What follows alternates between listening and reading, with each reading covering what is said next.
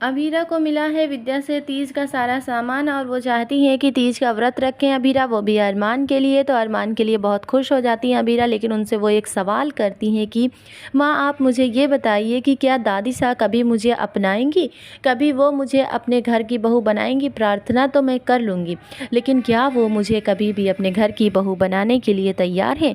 क्या कभी वो मुझे वो दर्जा मिलेगा जो सारी बहुओं को मिलता है?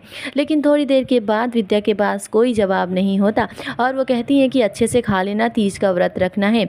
आपको बता दें कि अरमान यहाँ पर सब कुछ डिसाइड कर चुके हैं, किस तरह से वो मंदिर में शादी करेंगे और किस तरह से परिवार को छोड़कर वो अपनी नई दुनिया बसाने में लगे हुए हैं, जिसके नए घर की चाबी किसी और को नहीं बल्कि रूही के हाथ में लग जाती है और अब रूही उस चाबी को तोड़कर फेंक देती हैं और उनका कहना है कि मैं ऐसा कभी होने नहीं दूंगी और ऐसा कभी होना ही नहीं चाहिए।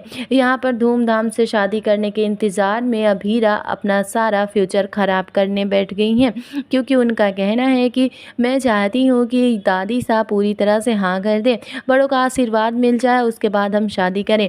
लेकिन इतनी सी इंतज़ार करने में बिल्कुल भी अरमान को अच्छा नहीं लग रहा। अरमान कहते हैं कि क्या तुम मुझसे शादी करने को तैयार हो? बड़ों के आशीर्वाद के बिना ही अकेले ही शादी करोगी अभीरा तुम हमसे? लेकिन आपको बता दें कि अभीरा तो हाँ तो कर देती हैं, बट उन्हें बार बार कॉल कर रही हैं समझाने के लिए। लेकिन अरमान का कहना है कि मैं जानता हूँ कि तुम मुझे कॉल क्यों कर रही हो अमीरा, क्यों तुम मुझे परेशान कर रही हो। मैं यही चाहता हूँ कि बिल्कुल भी हमारे फैमिली को इस बारे में पता नहीं चलना चाहिए, क्योंकि दादी साहब कभी इस शादी के लिए हाँ नहीं करेंगे और मैं चाहता हूँ कि ये शादी हो जाए, क्योंकि हमारे पास दूसरा कोई ऑप्शन नहीं है। और अरमान जाते जाते कह देते हैं कि राधा कृष्ण मंदिर में मैं तुम्हारा शादी के लिए इंतज़ार करूँगा। अबीरा कहती है कि हम इस परिवार को छोड़कर नहीं जा सकते। अरमान कहते हैं कि ये तुम्हारा परिवार है ही कब, इन्होंने तुम्हें अपना माना ही कब है? मैं ही तुम्हारा परिवार हूँ और तुम मेरी परिवार हो, इसलिए मैं यही चाहता हूँ कि शादी के लिए हाँ कर दो।